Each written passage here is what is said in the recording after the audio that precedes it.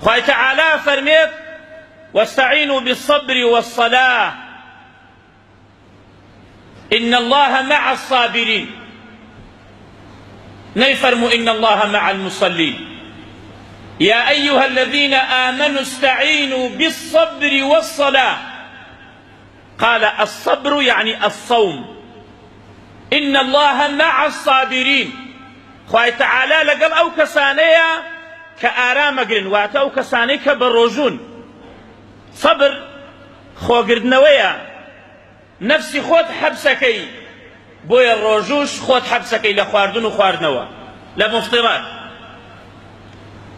و پێغەمبەر صلى الله عليه وسلم أفرمێت إن الله فرض صيام رمضان عليكم، خوای تعالی فەرزی کرد لەسەرتان ڕۆژووی مانگی ڕەمەضان کە بە ڕۆژوو بن. وسننت لكم قيامة، ومن شەونێژ و تەراویحم بۆ ئێوە وەکو سنەت دانا، فمن صامه وقامه احتسابا خرج من ذنوبه كيوم ولدته أمه. لتاوان دەرەچێ وەکو چۆن منداڵێ تازە لە دایکە بێ تاوانی نییە ئاوهای، بەس بە شەرتی چی؟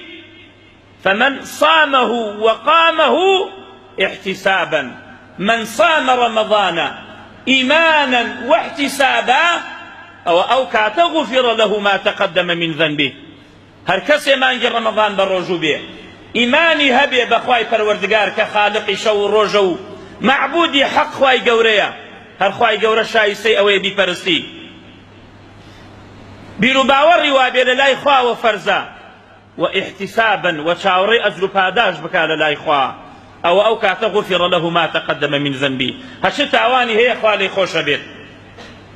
و خوای تعالی کە باسی مسلمانانمان بۆ کا لە قورئانە ئەفەرمێت لە سوورەتی الأحزابدا إن المسلمين والمسلمات والمؤمنين والمؤمنات والقانتين والقانتات والصادقين والصادقات والصابرين والصابرات والخاشعين والخاشعات والمتصدقين والمتصدقات والصائمين والصائمات والحافظين فروجهم والحافظات والذاكرين الله كثيرا والذاكرات أعد الله لهم مغفرة وأجرا عظيما.